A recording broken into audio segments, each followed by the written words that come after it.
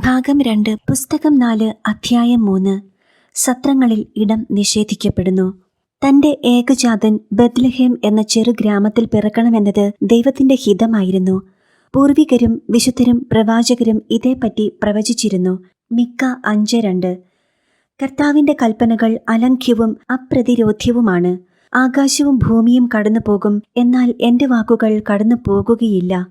മത്തായി 24:35.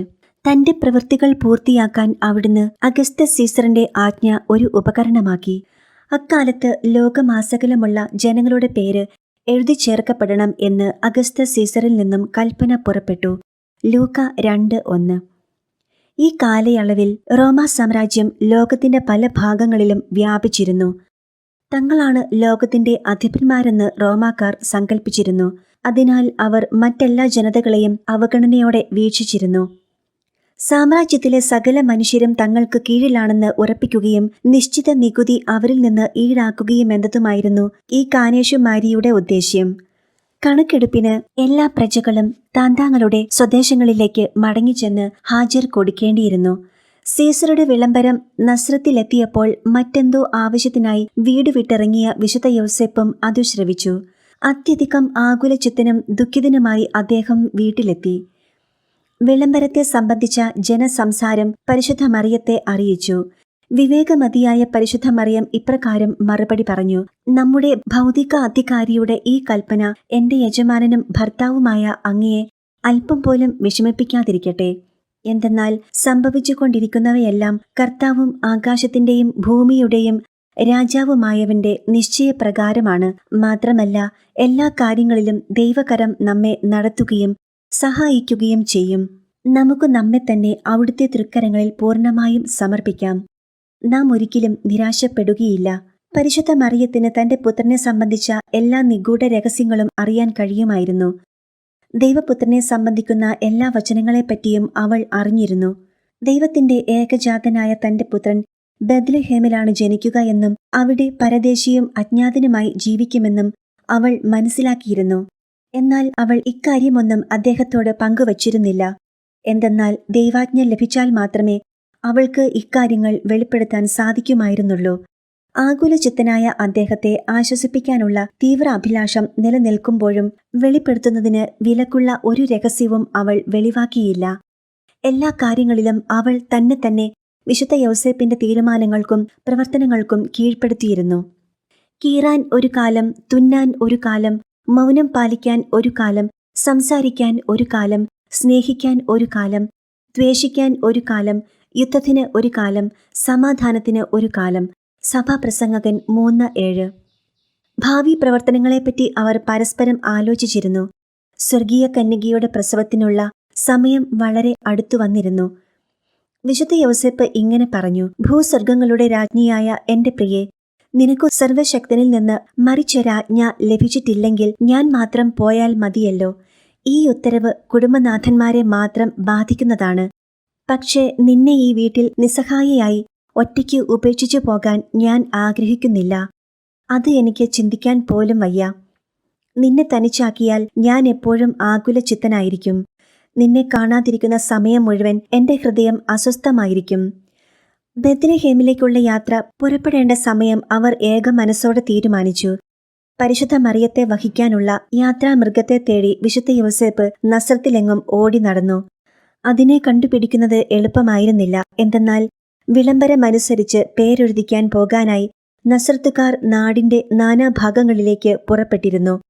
ഒടുവിൽ വളരെ കഷ്ടപ്പെട്ട് വിശുദ്ധ യൗസേപ്പ് ഒരു വാഹനമൃഗത്തെ കണ്ടെത്തി. വിശേഷ ബുദ്ധിയില്ലാത്ത ഈ എളിയ മൃഗത്തിന് കൈവന്ന ഭാഗ്യം അപാരം തന്നെ. എന്തെന്നാൽ ത്രിലോകരാജ്ഞിയെയും അവളുടെ ഉദരത്തിലെ രാജാതിരാജനും സകലത്തിന്റെയും നാഥനുമായ അനുഗ്രഹീത ശിശുവിനെയും വഹിക്കാനും തിരുപ്പിറവിക്ക് സാക്ഷിയാകാനും ഈ എളിയ മൃഗത്തിന് ഭാഗ്യം ലഭിച്ചു. കാള അതിന്റെ ഉടമസ്ഥനെ അറിയുന്നില്ല, കഴുത അതിന്റെ യജമാനന്റെ തൊഴുത്തും. ഏശയ്യ 1:3. ഈ മൃഗമാകട്ടെ ലോകസൃഷ്ടികൾ നൽകാതിരുന്ന ബഹുമാനം സൃഷ്ടാവിന് നൽകി. ഇക്കാര്യം പിന്നീട് വിശദീകരിക്കുന്നതാണ്. 5 ദിവസത്തേക്കുള്ള യാത്രയ്ക്കും താമസത്തിനും വേണ്ട സാമഗ്രികളെല്ലാം അവർ എടുത്തു. അവർ കരുതിയിരുന്ന വസ്ത്രങ്ങളെല്ലാം മുൻപ് അവർ ഒരുമിച്ച് സക്കറിയായെയും എലിസബത്തിനെയും സന്ദർശിക്കാൻ പോയപ്പോൾ എടുത്തിരുന്നവ തന്നെ ആയിരുന്നു. അവർ സാധാരണ കഴിക്കാറുണ്ടായിരുന്ന അപ്പം, മത്സ്യം, പഴങ്ങൾ എന്നിവയും കരുതിയിരുന്നു. സംഭവിക്കാൻ പോകുന്ന കാര്യങ്ങളെപ്പറ്റി കരുതൽ ഉള്ളതുകൊണ്ട് വിവേകിയായ മറിയം സ്വർഗീയ പ്രസവത്തിനാവശ്യമായ തുണികളും എടുത്തു. അയൽവാസിയായ ഒരു വ്യക്തിയെ തങ്ങളുടെ വീട് അവർ വരുന്നതുവരെ സൂക്ഷിക്കാനും ഏർപ്പാടാക്കി. പരിശുദ്ധ മറിയവും വിശുദ്ധ യോസേപ്പും അങ്ങനെ നസ്രത്തിൽ നിന്ന് ബെത്ലഹേമിലേക്ക് യാത്രയായി. ലോകദൃഷ്ടിയിൽ താഴ്ന്നവരും ദരിദ്രരുമായ 2 പേർ. അവരുടെ എളിയ പെരുമാറ്റവും ദരിദ്രാവസ്ഥയും കണ്ട മറ്റുള്ളവർ ഈ ദമ്പതികളെ ഗൗനിച്ചതേയില്ല. എന്നാൽ അഹോ, ഉദ്ധതരിൽ നിന്ന് മറയ്ക്കപ്പെട്ടിരിക്കുന്നതും ലൗകിക ജ്ഞാനത്തിനതീതവുമായ ദൈവത്തിന്റെ കൗദാശിക സത്യങ്ങളെ അവർ ദരിദ്രരും വെറുക്കപ്പെട്ടവരുമായ ഏകാന്ത പഥികർ അല്ലായിരുന്നു. പ്രത്യുത സമൃദ്ധിയുള്ളവരും സമ്പന്നരും ഏറ്റം വരേണ്യരും ആയിരുന്നു.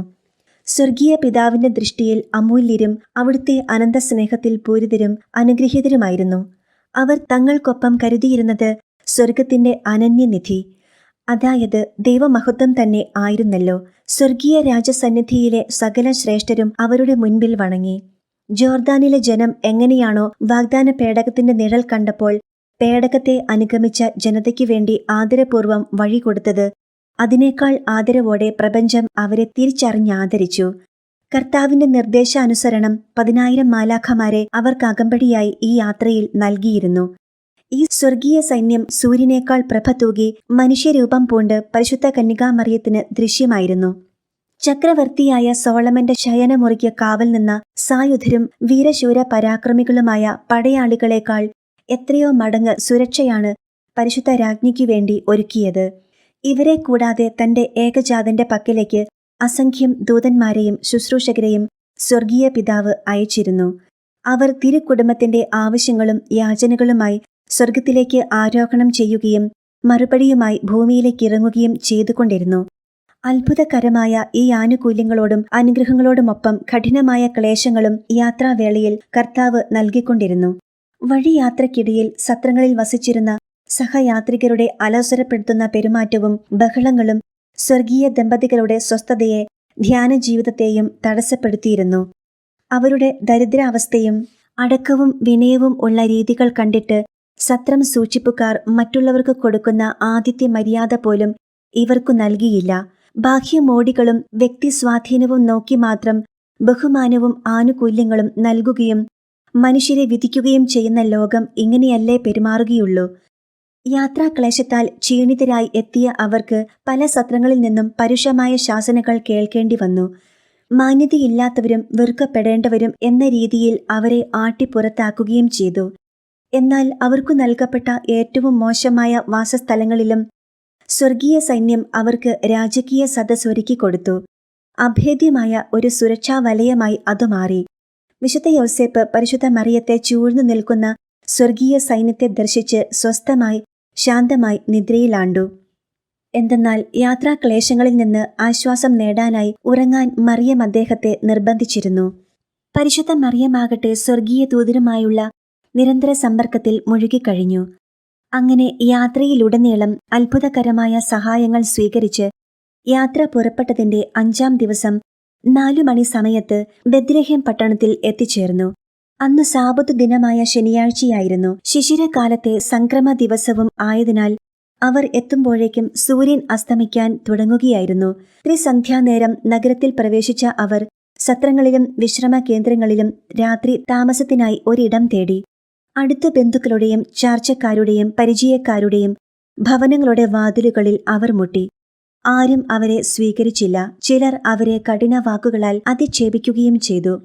പരിശുദ്ധ മറിയവും വിശുദ്ധ യോസേപ്പിനൊപ്പം വാസസ്ഥലത്തിനായി വീടാന്തരം കയറിയിറങ്ങി. എന്നാൽ വാതിലുകൾ പോലെ തന്നെ അവരുടെ ഹൃദയ കവാടങ്ങളും കൊട്ടിയടയ്ക്കപ്പെടുകയാണെന്ന് പരിശുദ്ധ നാഥ തിരിച്ചറിഞ്ഞു. ഈ ചെറുപ്രായത്തിൽ ഇപ്പോഴത്തെ അവസ്ഥയിൽ പൊതുജനദൃഷ്ടിയിൽ ഒരു കാഴ്ച വസ്തുവിനെ പോലെ നിരീക്ഷിക്കപ്പെടുന്നതിന്റെ സങ്കടങ്ങൾ, വാസസ്ഥാനം നിഷേധിക്കപ്പെടുന്നതിന്റെ നൊമ്പരം, തന്റെ ഭർത്താവ് അനർഹമായ നിന്ദനങ്ങളും അപമാനങ്ങളും ഏറ്റുവാങ്ങുന്നത് കണ്ടിട്ടുള്ള അപാരമായ ദുഃഖം, എല്ലാറ്റിലും അവൾ പങ്കാളിയായി. തെരുവോരങ്ങളിൽ അലയുന്ന നേരത്ത് അവർ പേരെഴുതിക്കാനും ചുങ്കം കൊടുക്കാനുമുള്ള സ്ഥലത്ത് എത്തിച്ചേർന്നു. ചക്രവർത്തിയുടെ തീട്ടൂരപ്രകാരം കൊടുക്കേണ്ട നികുതി കൊടുത്ത് വീണ്ടും ഒരു തിരിച്ചുവരവ് ഒഴിവാക്കാൻ വേണ്ടതെല്ലാം അവർ ചെയ്യുകയും ചെയ്തു. രാത്രി താമസത്തിനുള്ള ഇടം തേടി അവർ യാത്ര തുടർന്നു. ഇപ്പോൾ തന്റെ 50-ൽ പരം ഭവനങ്ങളിൽ അവർ മുട്ടിയിരുന്നു. എല്ലായിടത്തും അവർ പുറന്തള്ളപ്പെട്ടു.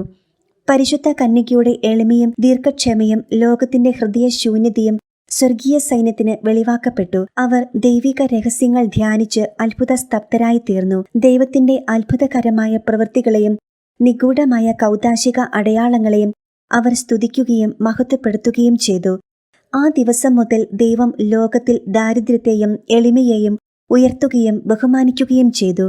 രാത്രി 9 മണി ആയപ്പോഴാണ് വിശുദ്ധ യൗസേപ്പ് സ്വർഗീയ രാജ്ഞിയുടെ അടുത്ത് തിരികെ എത്തിയത്. നീറുന്ന ഹൃദയത്തോടെ അദ്ദേഹം സ്വർഗീയ വധുവിനോട് ഇപ്രകാരം പറഞ്ഞു: എന്റെ പ്രിയെ, നിനക്ക് ഏറ്റവും അനുയോജ്യവും ഞാൻ ആഗ്രഹിക്കുന്നതും പോലെയുള്ള ഒരു അഭയകേന്ദ്രം കണ്ടെത്താൻ എനിക്കു കഴിഞ്ഞില്ല. ഈ കൊടും തണുപ്പിൽ സുരക്ഷിതമായി ഒന്ന് വിശ്രമിക്കാൻ പോലും ഒരിടം നമുക്ക് ലഭിച്ചിട്ടില്ല. പാവങ്ങൾക്കും അവഗണിക്കപ്പെട്ടവർക്കും ഇന്നേ വരെ ലോകത്തിലാരും ഇതുപോലെ ഇടം കൊടുക്കാതിരുന്നിട്ടില്ല. നമുക്ക് രാപാർക്കാനൊരിടം തരാതിരിക്കത്തക്കവണ്ണം ഭൂമിയിലെ മനുഷ്യരുടെ ഹൃദയത്തെ കഠിനമാക്കിയതിന്റെ പിന്നിൽ എന്തോ ദൈവിക രഹസ്യമുണ്ടെന്ന് ഞാൻ കരുതുന്നു. പട്ടണത്തിന് പുറത്തൊരിടത്ത് ഇടയന്മാരും അവരുടെ ആട്ടിൻപറ്റങ്ങളും വിശ്രമിക്കുന്ന ഒരു ഗുഹ കണ്ടിട്ടുള്ളതായി ഇപ്പോൾ ഞാൻ ഓർക്കുന്നു. നമുക്കവിടെ അന്വേഷിക്കാം. ഒരു പക്ഷേ അതൊഴിഞ്ഞ കിടപ്പുണ്ടാകും. ഭൂമിയിൽ ആരിലും നിന്നും നമുക്കൊരു സഹായവും ലഭിക്കില്ല എന്ന് ഉറപ്പായിരിക്കുന്നു. എങ്കിലും സ്വർഗത്തിൽ നിന്ന് തീർച്ചയായും നമുക്ക് സഹായം ലഭിക്കും. വിവേകമതിയായ കന്യക ഇപ്രകാരം പറഞ്ഞു: അങ്ങയുടെ ഹൃദയത്തിൽ ദൈവം അങ്കുരിപ്പിച്ചിരിക്കുന്ന തീക്ഷ്ണമായ ആഗ്രഹങ്ങളെ പൂർത്തീകരിക്കാൻ സാധിക്കാത്തതിൽ അങ്ങ് ദുഃഖിക്കരുത്.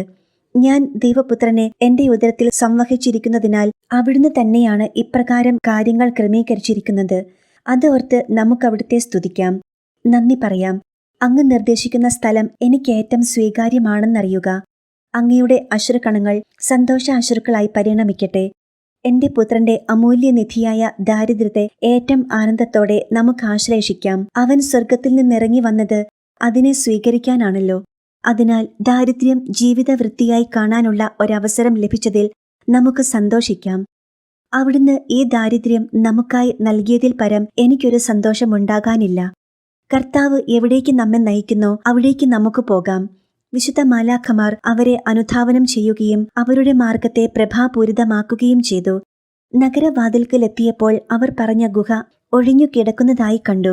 സ്വർഗീയ സമാധാനത്തിൽ ആശ്രയിച്ചുകൊണ്ട് അവർ കർത്താവിന്റെ കൃപയ്ക്ക് നന്ദി പറഞ്ഞു. സ്വർഗീയ രാജ്ഞിയുടെ വചസ്സുകൾ: എന്റെ മകളെ, നീ എളിമയും ഹൃദയത്തിൽ വഴക്കം ഉള്ളവളുമാണെങ്കിൽ ഇപ്പോൾ നീ എഴുതിയതും അറിയുന്നതുമായ ഈ രഹസ്യങ്ങൾ നിന്റെ ഉള്ളിൽ മധുരതരമായ സ്നേഹവികാരങ്ങൾ ഉളവാക്കും. അപ്പോൾ അത്ഭുതങ്ങളുടെ കർത്താവിനെ നീ അഗാധമായി സ്നേഹിക്കും. ഈ കാര്യങ്ങളെ മനസ്സിൽ സൂക്ഷിച്ചുകൊണ്ട് നീയും ഇന്നു മുതൽ പുതിയ ഉണർവോടും ആദരവോടും കൂടി ലോകത്തെ തിരസ്കരിക്കുകയും അവഗണിക്കുകയും ചെയ്യണമെന്ന് ഞാൻ ആഗ്രഹിക്കുന്നു. ഇതിനു പകരം ദൈവം നിന്നെ മധുരമായ വാത്സല്യത്തോടെ നോക്കും. അമൂല്യമായ ഒന്നിനെ ഇത്ര ലഘുവായ വിലയ്ക്കാണ് നീ സ്വന്തമാക്കുന്നത്. നിനക്കു തരാൻ ലോകത്തിലെന്തുണ്ട്? ലോകത്തെ വെറുത്താൽ നിനക്കൊന്നും നഷ്ടപ്പെടാനില്ല. ലോകത്തിൽ നേടാനുള്ള ആനുകൂല്യങ്ങൾ വ്യർത്ഥവും ക്ഷണികവും മരീചിക സമാനവുമല്ലേ? എല്ലാം വേഗം കടന്നു പോകും. അതിന്റെ പിന്നാലെ ഓടുന്നത് നിഴലിന്റെ പിന്നാലെ പായുന്നത് പോലെയല്ലേ? അതിനാൽ ലോകത്തിലെ എല്ലാ സുഖഭോഗങ്ങളും നിന്റെ അധീനതയിൽ വന്നാലും അവയെ ഒരു വിലയും ഇല്ലാത്തതായി തിരസ്കരിക്കാൻ സാധിച്ചാൽ അതെത്ര വലിയ ഒരു കാര്യമായിരിക്കും. ദൈവത്തിന്റെയും എന്റെയും സ്വർഗത്തിലെ വിശുദ്ധ മാലാഖമാരുടെയും സ്നേഹത്തെ പ്രതി അവയെ നിരസിക്കുന്നത് എത്രയോ നിസ്സാരമായ കാര്യമാണ്. നീ ആഗ്രഹിക്കുന്ന വിധം ലോകം നിന്നെ തിരസ്കരിക്കുന്നില്ലെങ്കിൽ സ്വന്തം വിലയ്ക്കു തന്നെ നീ അതിനെ വെറുക്കുക. എന്തെന്നാൽ അതുവഴി ദൈവത്തിന്റെ അനന്തമായ സ്നേഹവും ഉന്നതമായ അനുഗ്രഹങ്ങളും നിന്നിലേക്ക് അനുസ്യൂതം ഒഴുകിയിറങ്ങുന്നത് ആസ്വദിക്കാൻ നിനക്കിടയാകും. എന്റെ മകൻ ആത്മാക്കളുടെ ഏറ്റവും വിശ്വസ്തനായ സ്നേഹിതനാണ്. അതിനാൽ എന്നെ അവൻ ലൗകികതയുടെ അഹന്തയെയും പൊങ്ങച്ചങ്ങളെയും തിരസ്കരിക്കുന്ന ജീവിത മാതൃകയായും എളിമയുടെയും സ്നേഹത്തിന്റെയും സകല സദ്ഗുണങ്ങളുടെയും വിളനിലമായും പ്രതിഷ്ഠിച്ചിരിക്കുന്നു. ഞാൻ ഭവനരഹിതയും പരിത്യക്തയുമായത് അവിടുത്തെ മഹത്വത്തിനായി മുൻകൂട്ടിയുള്ള നിശ്ചയപ്രകാരമായിരുന്നു. അവിടുന്ന് ദാരിദ്ര്യത്തെ വരിച്ചത് ആവശ്യമുണ്ടായിരുന്നിട്ടല്ല, പ്രത്യുത നമ്മെ ദൈവസ്നേഹത്തിന്റെയും നന്മയുടെയും പൂർണ്ണത പുൽകാനുള്ള എളുപ്പവഴി പഠിപ്പിക്കാനായിരുന്നു. എത്രയും പ്രിയമുള്ളവളെ, ഭൗതികവും ഇന്ദ്രിയ ഗോചരവുമായ ലോകത്തെ നീ മറക്കുക. ആത്മധീരതയുടെ കവചമണിയുക. അതിനായി ഞാൻ നിനക്ക് നിരന്തരം ശിക്ഷണവും നിർദ്ദേശവും നൽകുന്നുണ്ടല്ലോ. നീ എന്റെ മാതൃക അനുകരിക്കുക. ഞാൻ എൻ്റെ ജീവിതത്തിൽ പ്രാവർത്തികമാക്കിയ എല്ലാ നന്മകളും നിന്റെ ജീവിതത്തിലും പകർത്തണമെന്നാണെന്റെ ആഗ്രഹം. ഈ ചരിത്രം എഴുതാനുള്ള അറിവ് നിനക്കു ലഭ്യമായത് ഈ ലക്ഷ്യം മുൻനിർത്തിയാണെന്ന് ഓർക്കുക. എന്തെന്നാൽ നിനക്കുള്ള ഏറ്റവും നല്ല മാതൃക ഞാനാണ്. ഞാൻ എൻ്റെ മകന്റെ മാതൃകയെ പിഞ്ചെന്ന പോലെ നീ നിന്റെ ജീവിത വ്യാപാരങ്ങളെ ക്രമപ്പെടുത്തുക. എന്നെ അനുകരിക്കാനുള്ള ഈ നിർദ്ദേശം കേട്ട് നീ നഷ്ടധൈര്യയാകരുത്. അത് നിന്റെ ശക്തിക്കപ്പുറമാണെന്ന് ചിന്തിക്കരുത്. നിന്റെ ഭയങ്ങളെ ദൂരീകരിക്കുക. എന്റെ സ്വർഗസ്ഥനായ പിതാവ് പരിപൂർണനായിരിക്കുന്നത് പോലെ നീയും പരിപൂർണനായിരിക്കുക എന്ന തിരുവചനത്തിൽ നിന്ന് നീ പ്രചോദനം സ്വീകരിക്കുക. അത്യുന്നതൻ തന്റെ സഭയ്ക്കു നൽകിയ ഈ കൽപ്പന പ്രാവർത്തികമാക്കുക സാധ്യമാണ്. തങ്ങളുടെ വിശ്വസ്തതയ്ക്ക് അനുസൃതം സ്വർഗീയ പിതാവിന്റെ പരിപൂർണത പ്രാപിക്കാനുള്ള കൃപാവരം അവർക്ക് ലഭിക്കും. ഈ കൃപകളൊക്കെയും എന്റെ പരിശുദ്ധനായ മകൻ നേടിയെടുത്തിരിക്കുന്നു. എന്നാൽ തങ്ങളുടെ മറവിയും അലസതയും മൂലം മനുഷ്യർ ഈ രക്ഷയുടെ ഫലങ്ങൾ സ്വീകരിക്കാതെ പോകുന്നു. നിന്നിൽ നിന്ന് പ്രത്യേകമായി ഞാൻ ഈ ഫലങ്ങളെ പ്രതീക്ഷിക്കുന്നു. ഏറ്റവും മധുരമായ സ്നേഹത്തിന്റെ നിയമം പഠിക്കാൻ ഞാൻ നിന്നെ ക്ഷണിക്കുന്നു. ഞാൻ നിനക്കു നൽകുന്ന ഈ ദൗത്യത്തെ ദൈവിക ജ്ഞാന വെളിച്ചത്തിൽ ധ്യാനിക്കുകയും പരിശോധിക്കുകയും ചെയ്യുക. ഒപ്പം അതിനനുസരിച്ച് തീക്ഷ്ണതയോടെ പ്രതികരിക്കുക. ഒരു പ്രതിബന്ധവും നിന്നെ അലട്ടാതിരിക്കട്ടെ. ഒന്നും ഈ പ്രയാണത്തെ തടസ്സപ്പെടുത്താതിരിക്കട്ടെ. അവിടുന്ന് പ്രദാനം ചെയ്യുന്ന ദൈവസ്നേഹവും നിത്യരക്ഷയും നിനക്കു വേണ്ടി മാത്രമാകരുത്. എന്നെ പൂർണ്ണമായും അനുകരിക്കാൻ ആഗ്രഹിക്കുന്നെങ്കിൽ, സുവിശേഷമാകാൻ പരിശ്രമിക്കുന്നെങ്കിൽ നീ ആത്മാക്കളുടെ രക്ഷയ്ക്കായി ദാഹിക്കണം. എന്റെ പുത്രന്റെ മഹത്വത്തിനായി യത്നിക്കണം. അങ്ങനെ നിന്നെ തന്നെ അവന്റെ കരങ്ങളിൽ ഉപകരണമാക്കി അവന്റെ സന്തോഷത്തിനും മഹത്വത്തിനുമായി മഹാകാര്യങ്ങൾ ചെയ്യുക.